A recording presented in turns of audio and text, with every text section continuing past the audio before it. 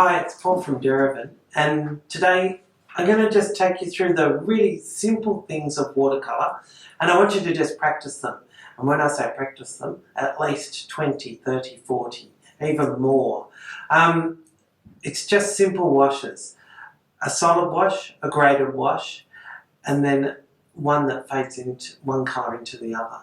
So they're really tricky to do, although they look simple. And I want you just to do lots and lots and lots of them. So what I've done first of all is just drawn some basic sort of squares so we know where we're going. All right. Now, rule number one, make sure you've got plenty of pigment. We don't want to have to keep going back. So we've got plenty of pigment and plenty of paint here in a dish ready to go. So this is for a solid wash. Now, we put it on. And make sure there's a bead. Can you see that bead at the bottom?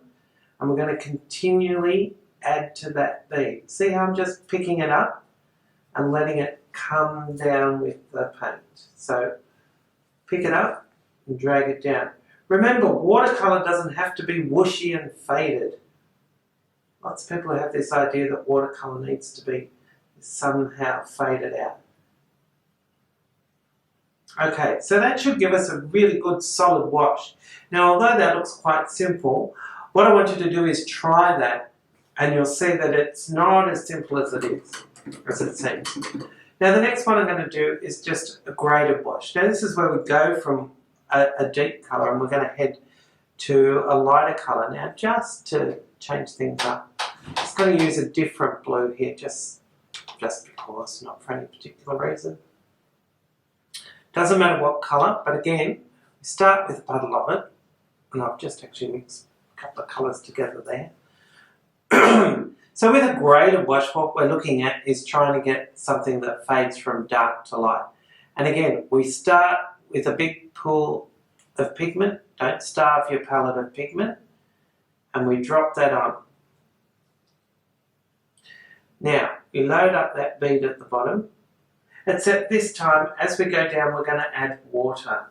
So we're going to get lighter as we go.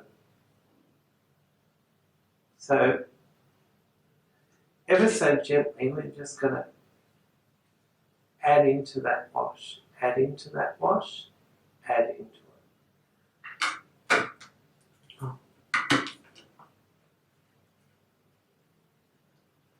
Until we fade it right out. So can we see how we've got that soft fade from light through to dark? Now, even in mine, there's a definite line there. The trick is to try and avoid that. Now, the main thing is don't go back into it. Once it's there, that's it. You're committed. Done. Now, the last one, I want you to try doing this rapid. So what we're going to do is just throw down a colour and keep it nice and wet. Plenty of pigment. And grab the next colour and push it up into it. Don't go into your water, just drag it through. So we've got that happening.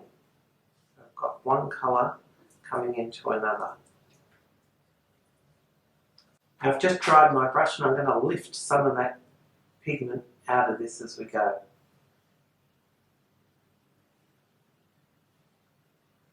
So can we see how then we've got a softer gradation between the two colours. So it's gently changing through. Now you need to practice those hundreds and hundreds and hundreds of times. So have a little play with that, but if the first one doesn't work, just redo it. Redo it as quick as that and then go back and do it again and again and again. These are the basis for the underpainting of other watercolours. So we paint on top of this to complete the painting, but this is the basis of your watercolour painting. Enjoy.